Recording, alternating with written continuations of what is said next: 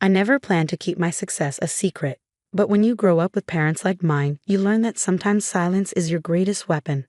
My name is Sarah Chin, and this is the story of how I built a $900 million company when my family thought I was failing. The garden table at my parents' weekly family dinner felt smaller than usual that Friday evening. Maybe it was the weight of the news I knew was about to break, or maybe it was just the suffocating disappointment that seemed to radiate from my mother's perfectly pressed silk blouse.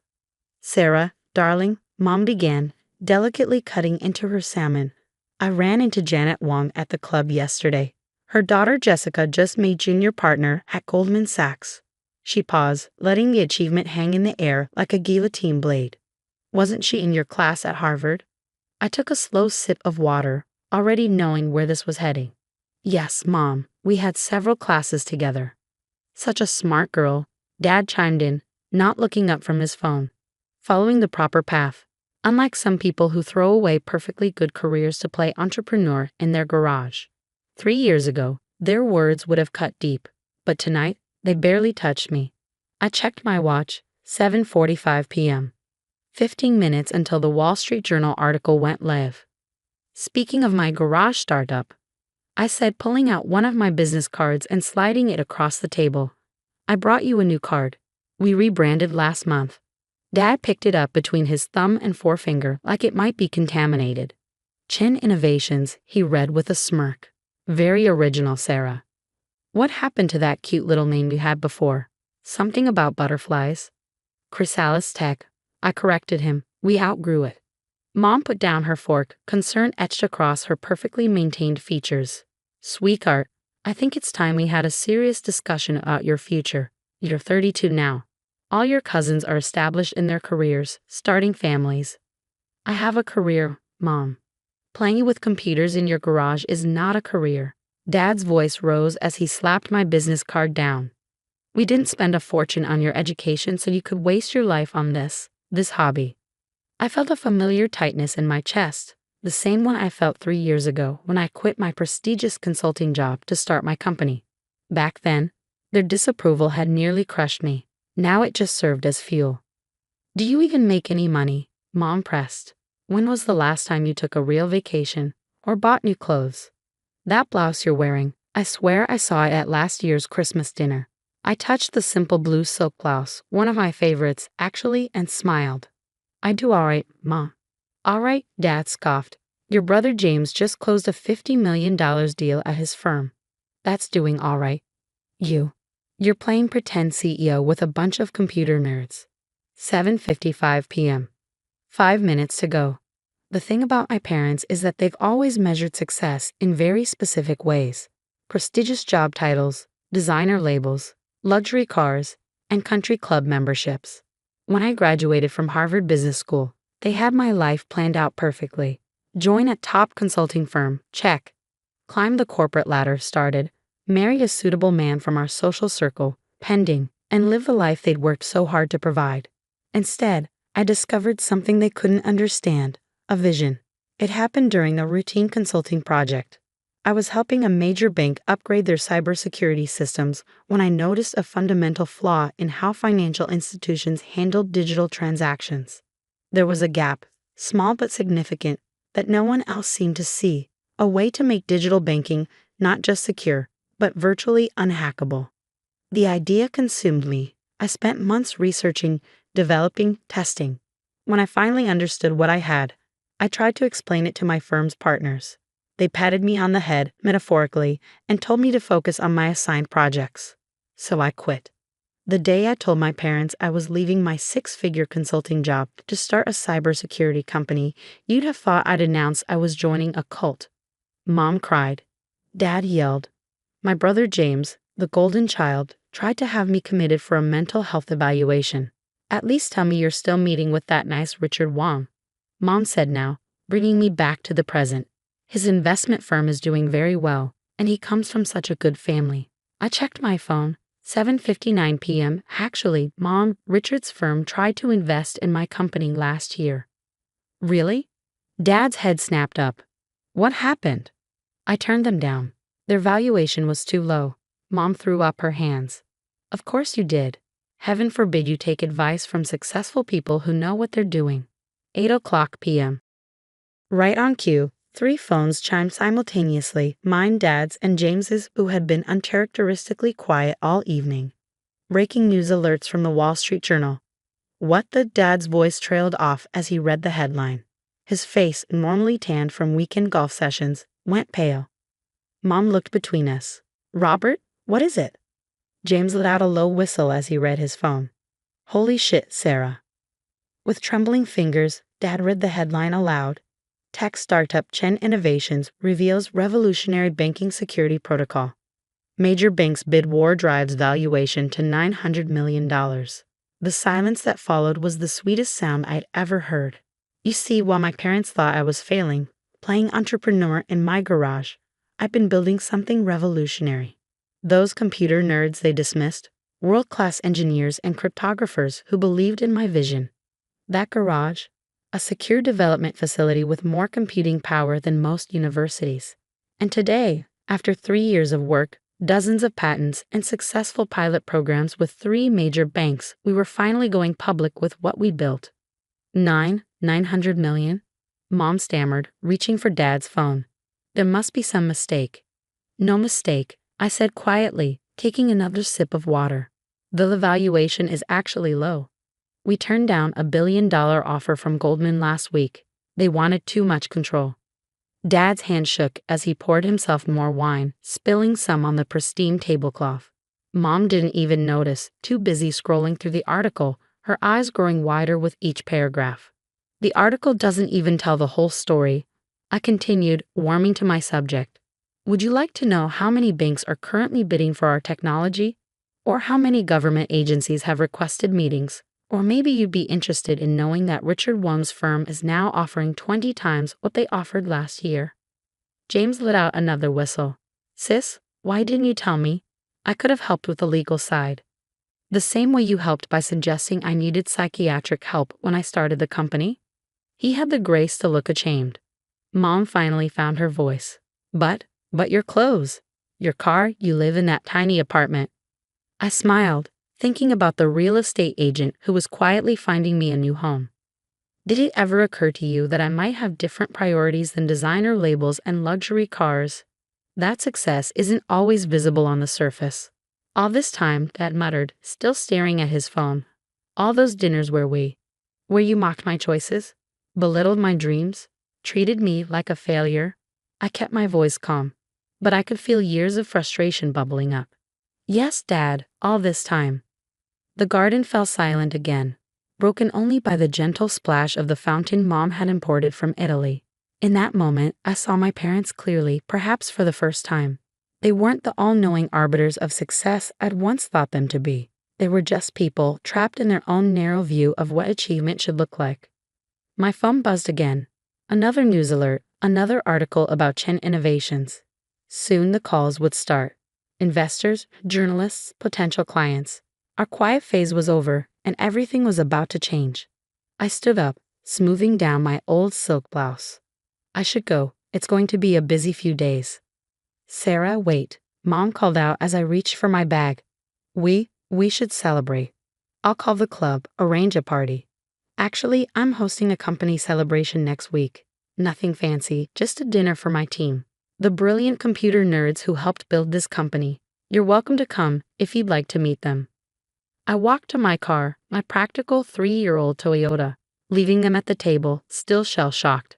As I drove away, I caught a glimpse of them in my rearview mirror. Dad still staring at his phone, Mom dabbing at her eyes with her napkin, James shaking his head in disbelief. Part 2. The Truth Behind Success. The next morning, my office was barely recognizable. Gone was the peaceful space where I built my company. In its place, a whirlwind of activity filled every corner. PR teams huddled around conference tables, investors waited in the lobby, and my phone hadn't stopped ringing since dawn. Sarah, Goldman's on line 3, my assistant Rachel called out as I navigated through the chaos. And your mother's called 6 times. I paused. Of course she had. Take messages for both. My garage startup occupied the top 3 floors of a renovated warehouse in the city's tech district. Not that my parents had ever visited to know this. The garage they imagined was actually 30,000 square feet of state-of-the-art research and development space. The computer nerds were a team of over 100 brilliant engineers, cryptographers, and security experts from around the world. Team meeting in 5, I announced, heading to our main conference room. As I walked, I caught my reflection in a window, still wearing yesterday's old silk blouse. Mom would be horrified. The thought made me smile. The conference room filled quickly. These faces, some tired from working through the night, others excited by our public revelation, were the real story behind Chen Innovation's success. People who believed in the vision when it was just sketches on a whiteboard. First, I began, looking around the room. Thank you all for your extraordinary work. The security protocols we've developed together will change how the world handles digital transactions. You should be proud. Dr. Patel, our lead cryptographer, raised his hand. What about the acquisition offers? Ah, the billion-dollar question. Literally. As of this morning, we've received offers from 6 major banks and 3 tech giants. I paused, letting that sink in. But we're not selling. The room erupted in cheers.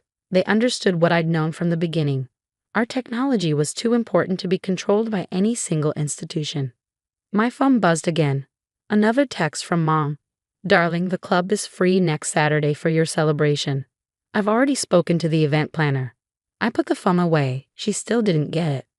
Later that afternoon, as I finally caught a moment alone in my office, my mind wandered back to how this all started.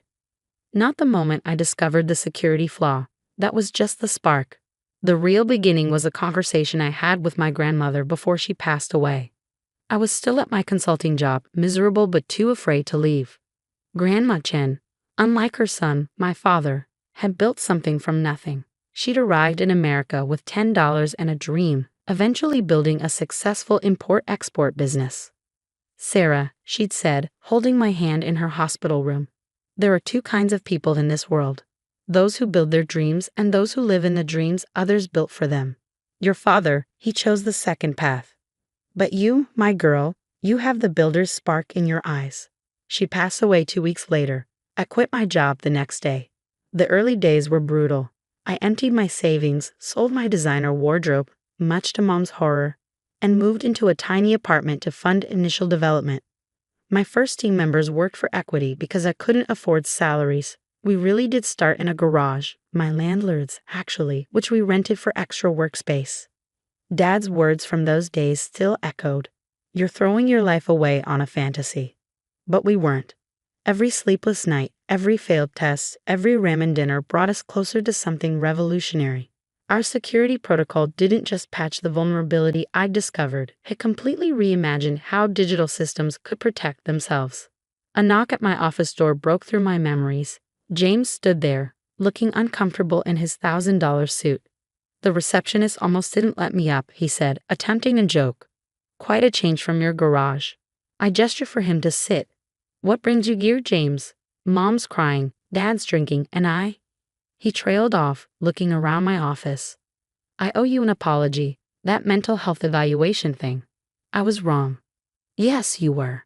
He fidgeted with his tie. Look, my firm would love to handle your legal work. With all these offers coming in. Stop. I held up my hand. That's not an apology. That's an attempt to profit from my success. His face reddened. Sarah, be reasonable. We're family. Funny, that didn't matter when you all thought I was failing. Another knock saved him from responding. Rachel poked her head in. Sorry to interrupt, but the team needs you. We're seeing some unusual patterns in the test deployment. I stood up. I have to go. Real work to do. Sarah, James called as I reached the door. How did you know? How did you know it would work when everyone said you were crazy? I thought about Grandma Chen, about those early days in the actual garage, about the moment our first prototype succeeded. I didn't know, I answered honestly. I just knew I had to try. That's the difference between builders and dreamers, to James. Builders don't need certainty. They just need courage. Leaving him in my office, I headed to the R&D floor where my team was gathered around a bank of monitors. This was my real family, the ones who believed, who built, who sacrificed. Dr. Patel waved me over. Look at this pattern in the neural network. It's evolving faster than our projections. As I lost myself in the technical discussion, my phone buzzed one last time. A text from Mom. Darling, please. Let us make this right. We're having a small dinner party tomorrow. Just a few close friends who'd love to hear about your success.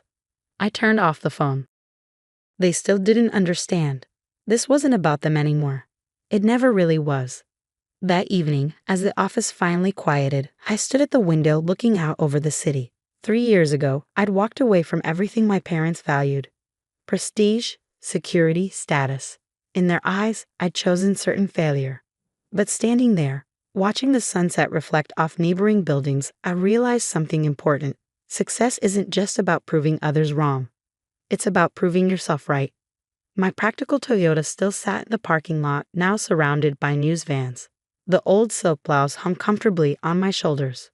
Tomorrow, I face more investors, more journalists, more family drama. But tonight in this moment, I was exactly where I needed to be. My phone lay silent on my desk, but I knew what was happening across town. Mom would be calling her friends, trying to spin this revelation into something that fit her worldview. Dad would be researching my company, finally reading the patents he dismissed as fantasy. James would be calculating how to benefit from his connection to me. Let them. Their actions said more about them than they ever did about me. Dr. Patel appeared at my door.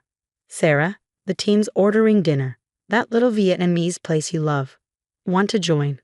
I smiled, thinking about the celebration Mom was probably still planning at the country club. Absolutely. As we walked to the elevator surrounded by empty energy drink cans and whiteboards covered in complex algorithms, I felt a deep sense of peace. This was success, not the valuation, not the headlines, but this. Building something meaningful. Leading a team that shared my vision. Staying true to myself even when everyone I loved said I was wrong. The next morning, a package arrived at my office. Inside was an old, worn business card for Chen Imports and Exports, and a handwritten note. Found this in your grandmother's things. Thought you should have it. Dad. I pinned the card to my wall, right next to my joke of a business card that he'd mocked just days ago. Grandma Chen would have understood. She would have been proud not of the $900 million valuation, but of the courage it took to get here. My phone buzzed. Rachel this time. The Pentagon's on line 1. They want to discuss potential applications. I smiled, picking up the phone. Time to build something even bigger. Because that's what builders do. We don't wait for permission. We don't need validation. We see possibilities where others see problems, and we have the courage to chase them. As for my parents, maybe someday they'll understand that success isn't always measured in designer labels and country club memberships. Maybe they'll learn that true achievement often comes quietly, wrapped in determination and late-night coffee runs rather than silk and status. But even if they don't, I know who I am. I'm Sarah Chin, and I build things that matter.